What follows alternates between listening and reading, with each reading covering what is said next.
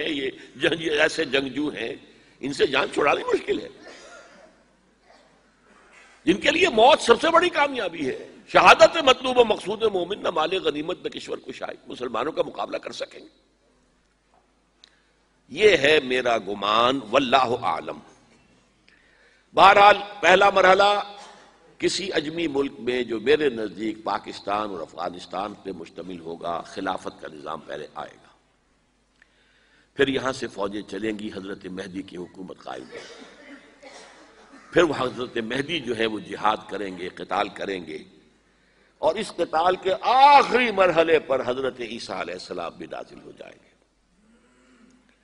اور غالباً ان کے ذریعے سے پھر جتنا الیکٹرانک ان کا حساب کتاب ہے وہ ختم ہو جائے گا۔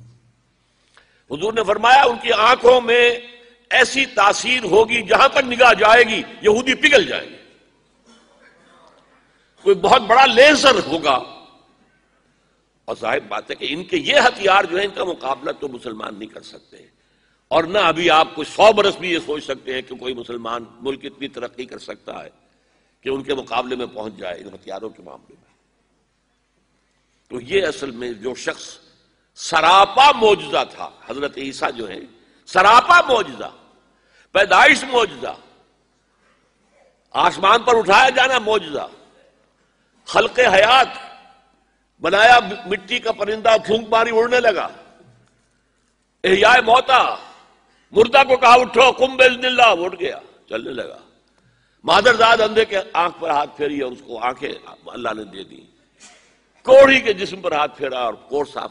اس سے بڑے معجزے تو کسی کو دیے ہی نہیں گئے، سراپا معجزہ۔ وہی آ کر آخری جو بھی ہوگا معاملہ، اس کے اندر حضرت عیسیٰ کی معجزاتی شخصیت جو ہے در حقیقت وہ فیصلہ کن ہوگی۔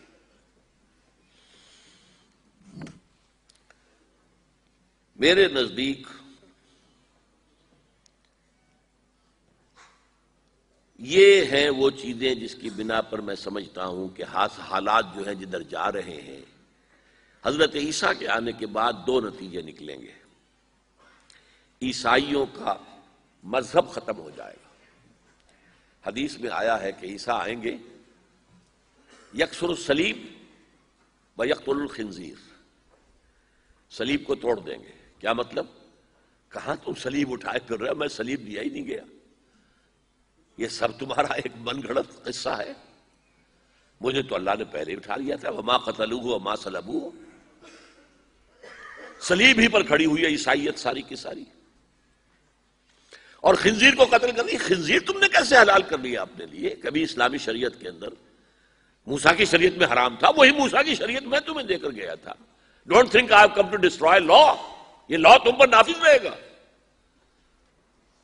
گویا کہ عیسائی مذہب ختم ہو کر اسلام میں منخب ہو جائے گا، یہودی ایک ایک ختم کر دیا جائے گا۔ یہودی کیوں اس انجام کے مستحق ہیں؟ اللہ کا پرانا قاعدہ چلا آ رہا ہے، جس قوم کی طرف کسی رسول کو بھیجا، اگر قوم نے بحیثیت مجموعی رسول کا انکار کیا وہ ہلاک کر دی گئی۔ قوم نوح ہلاک ہوئی یا نہیں؟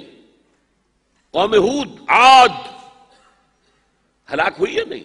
قوم سمود جن کی طرف حضرت صالح بھیجے گئے، قوم شعیب،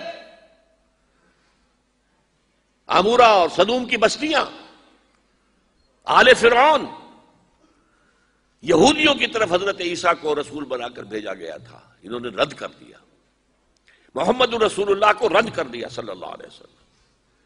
یہ اس سزا کے مستحق ہو چکے ہیں، لیکن وہ سزا ان کا رسول ہی ان کو آ کر دے گا، اسی لیے انہیں اٹھا لیا گیا۔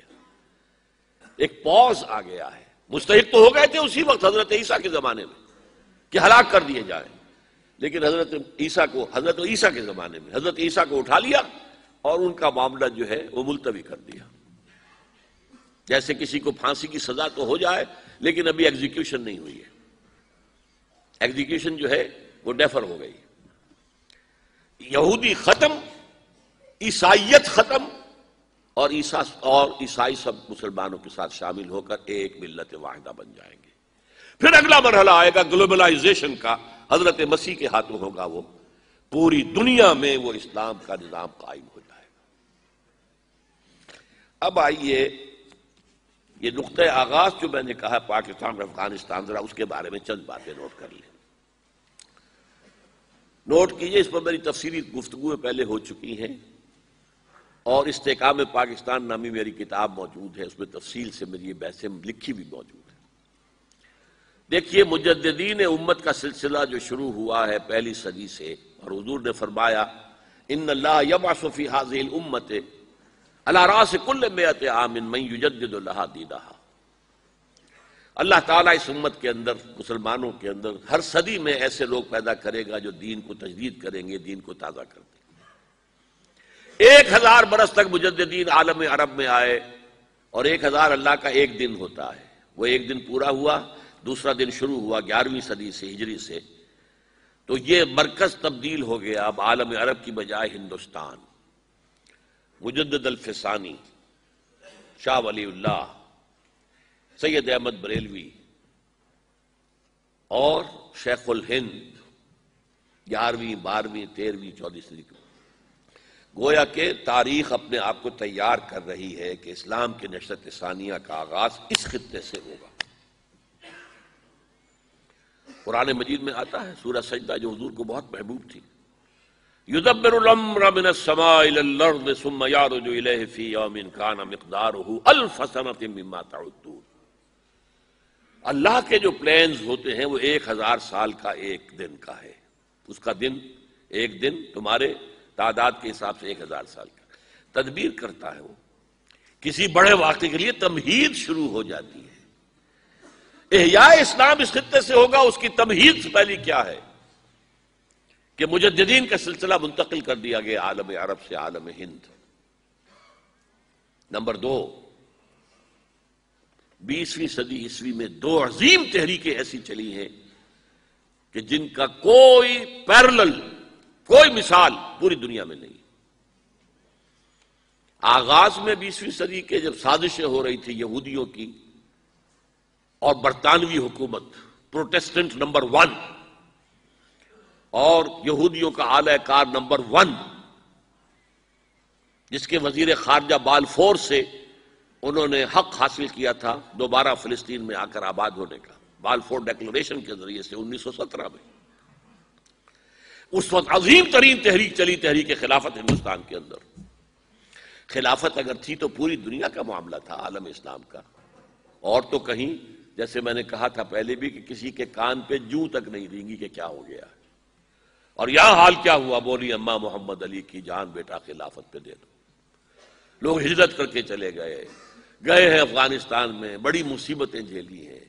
پھر اس کے بعد جس طریقے سے اس تحریک کے نتائج بعد میں جو چل نکلے ہیں، کتنے لوگ جو ہیں وہ کالا پانی گئے، کتنے لوگوں کو پھانسیاں دی گئی، کتنے لوگوں کے ساتھ جو ہے علماء کے ساتھ، لیکن یہ تحریک ہندوستان میں چلی، کہیں اور نہیں چلی۔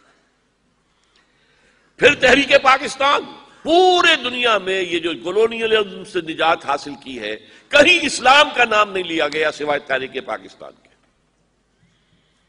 اپنے نیشنلزم کی بنیاد پر، ملے نیشنلزم کی بنیاد پر سوکارنو کھڑا ہوا ہے، عرب نیشنلزم کی بنیاد پر صدر ناصر کھڑا ہوا ہے، ٹرک نیشنلزم کی بنیاد پر جو بھی کچھ تھوڑا بہت آٹومان امپائر کے تو پرخچے اڑ گئے تھے، لیکن اگر ترکی کو بھی بچایا ہے مصطفیٰ کمال پاشا نے تو ٹرک نیشنلزم کی بنیاد پر، اسلام سے کوئی تعلق نہیں۔ صرف ایک تحریک تھی، تحریک پاکستان، اور پورا ہندوستان پھر گونج گیا ہے، جیسے پہلے گونجا تھا بولی اماں محمد علی کی، اس کے بعد گونجا ہے ہندوستان۔ پاکستان کا مطلب کیا؟ لا الہ الا اللہ، کوئی پیرلل نہیں۔ پھر واقعہ یہ ہے کہ پاکستان کا قیام ایک معجزہ ہے۔ کانگریس جیسی حکومت، گاندھی جیسا لیڈر، پھر ان کے ساتھ جمعیت علماء ہند جیسی مذہبی جماعت عظیم، مولانا مدنی جیسی شخصیت، کانگریس میں ابوالکلام جیسی نابغہ شخصیت مسلمان، سرحد میں خدائی خدمتگار خان عبدالغفار خان، سرحدی گاندھی جیسی شخصیت اور اس کی خدائی خدمتگار تحریک، پنجاب میں احرار، آتش فشاں جو ہیں، آتش میاں مقررین، احرار جیسے مقررین کسی دوسری جماعت کے اندر آج تک نہیں آئے، یہ سب تو تھے کانگریس کے ساتھ۔ اور پاکستان کے قیام سے 1 سال پہلے قائد اعظم نے بھی 10 سال کے لیے آزاد پاکستان کے مطالبے سے دستبرداری اختیار کر دی. کیبنٹ مشن پلان جو ہے وہ مان لیا، اور اس کے تحت کیا تھا کہ ہندوستان آزاد ہوگا ایک ملک کی حیثیت سے، مرکز ایک ہوگا، 3 زونز ہوں گے، مغربی، مشرقی، درمیانی، سینٹرل. ہاں 10 سال کے بعد اگر کوئی زون علیحدہ ہونا چاہے تو اسے موقع دیا جائے گا. قائد اعظم نے مان لیا. اس کا مطلب کیا تھا؟ 10 سال تک آزاد پاکستان کا تو کوئی سوال نہیں، تو ایک انڈین یونین ہوگی. وہ تو چپ نہیں رہ سکا، نکل جاتی ہے جس کے منہ سے سچی بات مستی میں. جواہر لال نہرو نے کہا ارے ایک دفعہ بن جانے دو ہندوستان ایک حکومت، پھر کون کسی کو علیحدہ ہونے دیتا ہے. بات سچی کہی تھی اس نے. انہوں نے کشمیر کو علیحدہ نہیں ہونے دیا، پاکستان کو علیحدہ ہونے دیتے ہو. لیکن اس پر بیک گیئر لگایا ہے قائد اعظم نے کہ اگر یہ نیتیں ہیں تو پھر ہم نہیں مانتے، ورنہ پاکستان وجود ہی میں نہ آتا. اب اس پاکستان کا مقصد کیا تھا؟ 1930 میں اقبال نے جو خطبہ دیا، ایک تو وہ ہے چشم کشا. اس نے کہا تھا تقدیر مبرم ہے، ڈیسٹنی ہے کہ ہندوستان کے شمال مغرب میں ایک آزاد مسلمان ملک قائم ہوگا. اس نے ڈیسٹنی. اور اگر ایسا ہو گیا تو ہمیں موقع مل جائے گا کہ اسلام کے چہرے، روشن چہرے پر جو بدنما داغ اور دھبے دور ملوکیت میں لگ گئے ہیں، اور اس کے لیے لفظ استعمال کیا عرب امپیریلزم. میرے پہلے دن کی تقریر یاد کیجئے، اور حدیث جو 2 مرتبہ ہم پڑھ چکے، دور نبوت، دور خلافت علی منہاج النبوہ، پھر ملوکیت. اب سارا عرصہ تو ملوکیت کا ہے. 30 سال تک خلافت راشدہ کے تو دنیا اسلام کو دیکھتی ہے ملوکیت کے آئینے سے. وہ اسلام کہ جو بنو عباس کے دور میں تھا، وہ اسلام جو بنو امیہ کے دور میں تھا، وہ اسلام جو ترکوں کے دور میں تھا، وہ اسلام جو مصر میں فاطمی خلافت کے دور میں تھا، وہ تو اس کو دیکھیں گے. اور وہ بدنما داغ اور دھبے نظر آئیں گے کہ نہیں؟ تو اقبال نے کہا کہ ہمیں موقع مل جائے گا کہ اسلام کے چہرے پر جو بدنما داغ اور دھبے دور ملوکیت میں، دور عرب امپیریلزم میں لگ گئے تھے، انہیں ہٹا کر اسلام کا اصل روشن چہرہ دنیا کے سامنے لائے. اور دور ملوکیت سے پہلے کون سا روشن چہرہ تھا؟ خلافت راشدہ.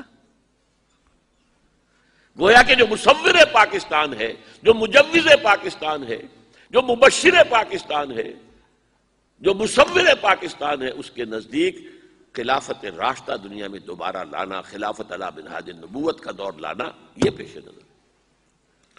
اور اس سے بھی زیادہ واضح بات میں آپ کو سنا رہا ہوں، اور یہ میں پڑھ کر سناؤں گا تاکہ آپ اس کو. جب قائد اعظم بیمار تھے، ٹی بی 3rd سٹیج کو پہنچی ہوئی تھی، بستر مرگ پر تھے، ہمارے ہوتے تھے میو ہاسپٹل میں ٹی بی کے جو پروفیسر تھے ٹیوبرکلوز ڈیزیز کے، ریاض علی شاہ. ان کی ڈائری میں انہوں نے ایک واقعہ لکھا ہے قائد اعظم کے بارے میں، وہ ذرا آپ سن لیجیے.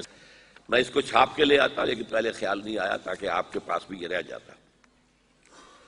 وہ لکھتے ہیں میرے لیے یہ بات حیرت کا باعث تھی کہ لاہور سے زیارت تک کا سفر طے کر کے میں شدید بیماری میں مبتلا قائد اعظم کے کمرے میں داخل ہوا تو اس کے باوجود کہ وہ بانی پاکستان انتہائی کمزور ہو چکے تھے اور ان کا جسم کمبل میں لپٹا ہوا تھا، انہوں نے اپنا ہاتھ باہر نکالتے ہوئے مجھ سے نہایت گرم جوشی سے مصافحہ کیا اور پوچھا آپ کو راستے میں کوئی تکلیف تو نہیں ہوئی؟ مرض الموت میں مبتلا اس عظیم انسان کے اخلاق، تواضع اور انکساری کی یہ اچھوتی مثال تھی. حالانکہ مجھ سے ہاتھ ملانے اور مزاج پرسی کرنے ہی سے وہ ہانپنے لگے تھے اور بعد میں کئی منٹ تک انہیں آنکھیں بند کیے لیٹے رہنا پڑا تھا. ایک بار ہم خوف زدہ تھے کہ خون اور تھوک وغیرہ کی تحقیق کے جو نتائج سامنے آئے ہیں انہیں قائد اعظم کا کیسے پہنچائیں. انہوں نے از خود ہماری پریشانی محسوس کر لی اور بولے آپ جو کچھ کہنا چاہتے ہیں کھل کر بیان کریں، کیونکہ بیماری کی نوعیت معلوم ہونے کے بعد میں آپ سے زیادہ تعاون کر سکوں گا. گھبرائیں نہیں، میں موت سے نہیں ڈرتا کیونکہ موت کو بہرحال آنا ہے، البتہ اگر آپ کے پیشے کے اصول راستے میں حائل ہیں تو میں آپ کو مجبور نہیں کروں گا۔ بر صغیر کے مسلمانوں کے ایک آزاد وطن سے روشناس کرانے والے قائد اعظم کا خدا پر ایمان اور اصولوں پر یقین ہمارے لیے خوشگوار حیرت کا باعث تھا۔ قائد اعظم بظاہر ان معنوں میں مذہبی رہنما نہ تھے جن معنوں میں ہم عام طور پر مذہبی رہنما کا لفظ استعمال کرتے ہیں، لیکن مذہب پر ان کا یقین کامل تھا۔ ایک بار دوا کے اثرات دیکھنے کے لیے ہم ان کے پاس بیٹھے، میں نے دیکھا کہ وہ کچھ کہنا چاہتے ہیں، لیکن ہم نے بات چیت سے منع کر رکھا تھا، اس لیے الفاظ لبوں پر آ کر رک جاتے ہیں۔ اس ذاتی کشمکش سے نجات دلانے کے لیے ہم نے خود انہیں دعوت دی تو وہ بولے۔ اب یہ الفاظ ہے جس کے لیے میں نے یہ سارا پس منظر آپ کو سنایا۔ تم جانتے ہو جب مجھے یہ احساس ہوتا ہے کہ پاکستان بن چکا ہے تو میری روح کو کس قدر اطمینان ہوتا ہے۔ یہ مشکل کام تھا اور میں اکیلا اسے کبھی نہ کر سکتا تھا۔ میرا ایمان ہے کہ یہ رسول خدا کا روحانی فیض ہے کہ پاکستان وجود میں آیا صلی اللہ علیہ وسلم۔ اب یہ پاکستانیوں کا فرض ہے کہ وہ اسے خلافت راشدہ کا نمونہ بنائیں تاکہ خدا اپنا وعدہ پورا کرے اور مسلمانوں کو زمین کی بادشاہت دے۔ سارا میری گفتگو کا جو ہے مواد اس میں موجود ہے۔ زمین پر بادشاہت مسلمانوں کو اللہ تعالیٰ عطا فرمائے اگر پاکستان میں خلافت راشدہ کا نظام قائم کر دیا جائے۔ پاکستان میں سب کچھ ہے، اس کی پہاڑیوں، ریگستانوں اور میدانوں میں نباتات بھی ہیں اور معدنیات بھی۔ انہیں تسخیر کرنا پاکستانی قوم کا فرض ہے۔ قوم نیک نیتی، دیانتداری، اچھے اعمال اور نظم و ضبط سے بنتی ہے اور اخلاقی برائیوں، منافقت، زر پرستی اور خود پسندی سے تباہ ہو جاتی ہے۔ یہ وہ ہے کہ جو ڈاکٹر ریاض علی شاہ کی ڈائری سے یہ اقتباس روزنامہ جنگ نے شائع کیا ہے 11 ستمبر 1988 کو۔ 11 ستمبر 1948 کو قائد اعظم کا انتقال ہوا، تو گویا کہ 40ویں برسی پر، قائد اعظم کی 40ویں برسی 11 ستمبر سن 88 کو جو خاص کو ایشو شائع ہوا ہوگا اس میں یہ واقعہ شائع کیا گیا، جو پھر ہم نے وہاں سے لے کر ندائے خلافت کے کور پر شائع کیا تھا، سرورق پر۔ یہ تھا مقصد اس پاکستان کا۔ تیسری بات اب اور جان لیجئے، نظام خلافت کی پہلی اینٹ 1.5 سال کے اندر اندر رکھ دی گئی۔ قرارداد مقاصد ہم بحث کر چکے ہیں، پورا نظام خلافت اس میں موجود ہے۔ اور ایک بات اور، ابھی کچھ زیادہ عرصہ نہیں ہوا ہے، لندن میں پوری دنیا کی اسلامی تحریکوں کے کچھ لوگ جمع ہوئے، انہوں نے جائزہ لیا دنیا میں کس خطے سے اسلام کے احیاء کا اور نظام اسلام کے قیام کا امکان ہے، اور کنسنسس اس پر تھا کہ صرف ایک ملک ہے جس میں اس کا امکان ہے اور وہ پاکستان ہے۔ امکان ہے، حالات جو کچھ ہے وہ بہت برے ہیں، بہت برے ہیں۔ وہ میرا کتابچہ لے کر پڑھیے، 1 سال پہلے کی میری تقریر، پاکستان کے وجود کو لاحق خدشات و خطرات، اور یہ تقریر بھی میری ہے، وہ بھی چھپی ہے، وہ بھی اسی دور میں میں نے کی تھی۔ عالمی جو حالات ہیں دنیا کے، ان کے پس منظر میں اسلام کا مستقبل کیا ہے۔ لیکن یہ ہے کہ کوئی قدرت، مشیت اللہ کی اگر ہوگی تو کدھر سے آ جائے گا معاملہ ہم نہیں جانتے۔ جیسے قرآن میں کہا گیا من یتق اللہ، جو شخص اللہ سے ڈرے گا، یجعل لہ مخرجا ویرزقہ من حیث لا یحتسب، اس کے لیے اللہ راستہ نکال دے گا اور وہاں سے رزق پہنچائے گا جہاں سے اسے گمان تک نہیں ہوگا۔ دیر کین بی کوئی ٹرن آف ہسٹری، جیسے راؤنڈ دی کارنر ہم کہتے ہیں، you never know what's round the corner. بہرحال ان دونوں کے سامنے مقصد یہ تھا، لیکن ہم بھٹک گئے، بہت بری طرح بھٹکے، بہت بری طرح بھٹکے۔ کچھ خود بھٹکے، کچھ ان کو بھٹکا دیا گیا۔ قرارداد مقاصد پاس کرانے کی سزا لیاقت علی خان کو دی گئی، شہید کر دیے گئے۔ اور اس میں حال ہی میں جو میرے علم میں کوئی 2 سال پہلے بات آئی ہے، وہ پہلے میرے علم میں نہیں تھی اور آپ میں سے بھی بہت سو کے علم میں نہیں ہوگی۔ جب لیاقت علی خان نے دورہ کیا تھا امریکہ کا، وہاں یہودیوں نے ایک بہت اعلیٰ سطح پر ان کے لیے ایک ریسیپشن ارینج کیا، اور وہاں بڑے بڑے دولت مند جو یہودی تھے انہوں نے کہا اگر آپ اسرائیل کو تسلیم کر لیں تو ہم آپ کو یہ دیں گے اور یہ دیں گے اور یہ دیں گے اور یہ مدد کریں گے اور اس طرح سے آپ کے لیے سہولتیں پیدا کریں۔ میں حیران ہوں لیاقت علی خان کے بارے میں کہ ان کا جملہ یہ کوٹ کیا گیا ہے، یہ رسالہ امپیکٹ نکلتا ہے لندن سے، اس کے اندر کوٹ کیا گیا ہے، gentleman our souls are not for sale۔ اس کی سزا ہے جو دی گئی ہے، اور جس کا راز بھی فاش نہیں ہو سکا۔ قاتل کو فوراً قتل کر دیا گیا، اور اس کے بعد بھی وہ روح پاکستان زور لگاتی رہی نا، جس کی روح سے قرارداد مقاصد پاس ہوئی تھی۔ لیاقت علی خان ہٹ گیا، لیکن ابھی آگے کچھ کو لوگ تو تھے نا۔ اور جب سن 56 کا دستور بن گیا چودھری محمد علی، اور اس میں اسلام دستوری طور پر اور آگے بڑھ گیا، تو اب کیا کیا؟ آپ کے کمانڈر ان چیف کو امریکہ بلایا گیا، پیٹھ پر ہاتھ پھیرا گیا، جیسے لیاقت علی کے ہاتھ کو پھیرنے کی کوشش کی گئی تھی، اور اس کو کہہ دیا گیا جاؤ حکومت کا بھی تختہ الٹ دو، دستور کو بھی طے کر دو، دستوریہ کو بھی لپیٹ دو، نہ رہے بانس نہ بجے بانسری۔ چنانچہ مارشل لا لگ گیا، دستوریہ ختم، دستور ختم، حالانکہ اسی 58 کے اندر اب اس کے تحت الیکشن ہونے والے تھے۔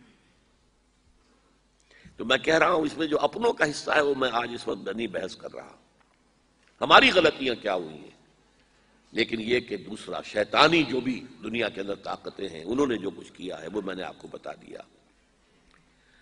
آج سے ٹھیک 18 سال قبل میرے دل میں ایک امید کی کرن روشن ہوئی تھی۔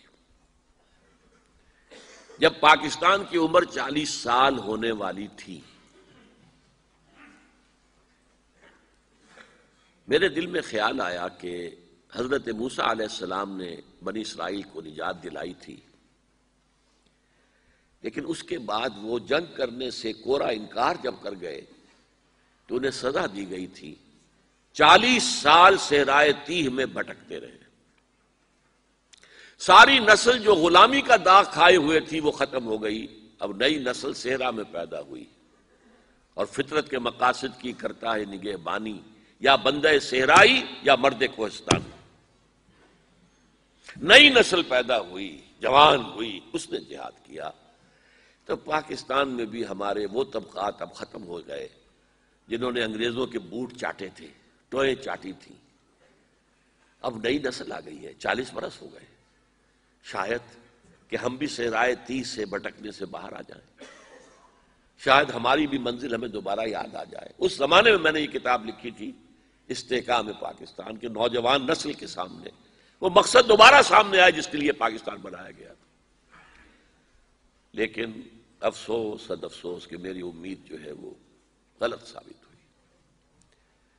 اس کے بعد 17-18 برس اور گزر گئے اور کوئی ہمارے ہاں نشان منزل نہیں ہے، کوئی نشان منزل نہیں۔ بہرحال جب تک سانس تب تک آس۔ اب میں آخری بات پہ آ گیا ہوں کہ کرنا کیا ہے، عملی طریقہ کار کیا ہوگا اس کے لیے، جس کے لیے مجھے اور آپ کو تیار ہونا چاہیے۔ ایک زبردست عوامی تحریک برپا کی جائے جس کے 2 ونگز ہوں، تجدید ایمان بذریعہ قرآن، یقین والا ایمان پیدا کرنا، جو میں نے کہا تھا کہ 20ویں صدی کی تحریکوں میں کمی رہ گئی ہے، اس کی تلافی اب کرنی ہوگی۔ اور نمبر 2، توبہ اور اعمال کی اصلاح، باز آ جاؤ حرام خوریوں سے، باز آ جاؤ خدا کے لیے، یہ منادی اس تحریک کا ایک حصہ ہے، عوامی تحریک۔ اور یہ نہ کہیے کہ نہیں اٹھ سکتی، اٹھ سکتی ہے، ہماری ہمت کیسے؟ ہر فرد ہے ملت کے مقدر کا ستارہ، افراد کے ہاتھوں میں ہے اقوام کی تقدیر۔ آپ کو اللہ نے صلاحیتیں دی ہیں، آپ کو اللہ تعالیٰ نے قوتیں دی ہیں، وسائل دیے ہیں، لگا دیں اب اس کام کے اندر۔ تو پہلے تو ایک زبردست عوامی تحریک جس میں نمبر 1 تجدید ایمان بذریعہ قرآن، اور نمبر 2 توبہ۔ قرآن پڑھ رہے ہو تو قرآن پر عمل بھی کرو، چھوڑو حرام خوری، چھوڑو بے پردگی اور فحاشی اور عریانی۔ اور نمبر 2 اس عوامی تحریک کو صحیح رخ پر رکھنے کے لیے ایک بڑی مضبوط اور منظم جماعت، اس لیے کہ عوامی تحریکیں بڑے خطرے میں ہوتی ہیں، دشمن انہیں انفلٹریٹ کر جاتا ہے اور پھر ہائی جیک بھی کر سکتا ہے۔ جب تک کہ ایک مضبوط، جیسے ہمارے وجود میں ریڑھ کی ہڈی ہے، جب تک یہ کھڑی ہے میں کھڑا ہوں، اگر اس میں کوئی گڑبڑ ہو جائے گی میں کبڑا ہو جاؤں گا۔ تو عوامی تحریک کو صحیح سیدھے رخ پر رکھنے کے لیے مضبوط جماعت، ڈسپلن، سب اطاعت والی، یہ 2 کام ہیں جو بظاہر احوال ناممکن نظر آتے ہیں، لیکن کوئی چیز ناممکن نہیں ہے۔ ہمت مرداں مدد خدا۔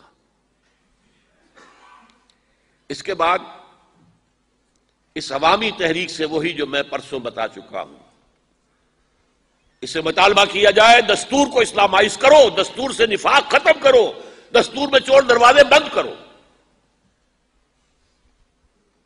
اگر تو ایسا ہو جائے تو it will be soft revolution, یہ اصطلاح حمید گل صاحب نے استعمال کی تھی۔ تدریجاً اسلامی احکام بننے اور نافذ ہونے شروع ہو جائیں گے۔ اس کی تجویز میں آپ کو پڑھا چکا ہوں، وہ جو لیفلٹ تھا وہ بھی ہم نے مطالعہ کیا تھا باقاعدہ لفظ بلفظ۔ اور اگر یہ نہیں ہوتا تو یہی عوامی تحریک ایک پرامن لیکن احتجاجی اور مزاحمتی تحریک کی حیثیت سے میدان میں آئے اور اپنے اس جوش اور خروش اور اپنے ذوق شہادت سے جانیں دے کر اور نظام کو تلپٹ کر دے، جس کا نام انقلاب ہے۔ انقلاب خون دیے بغیر نہیں آتا، کبھی نہیں آیا۔ اگر آ سکتا تو حضور کے دست مبارک سے آتا، اگر وہاں بھی سینکڑوں صحابہ کی جانیں گئی ہیں اور ایک ایک صحابی کی جان ہم جیسے لاکھوں مسلمانوں کی جان سے زیادہ قیمتی ہے۔ ان کی جانوں پر انویسٹ کیا تھا محمد نے اپنے آپ کو صلی اللہ علیہ وسلم، 13 برس تک جن پر محنتیں کی ہیں اور جن کا تزکیہ کیا، جن کی تربیت کی ہے، جن کو تعلیم دی ہے۔ اندازہ کیجئے کہ حضرت حمزہ کی جان کی کیا قدر و قیمت ہوگی۔ شہید ہوئے کہ نہیں؟ جانے دیے بغیر نہیں ہوگا۔ ہاں اگر اللہ کو منظور ہو اور یہاں پر کچھ لوگ جو ہے بات سن لیں،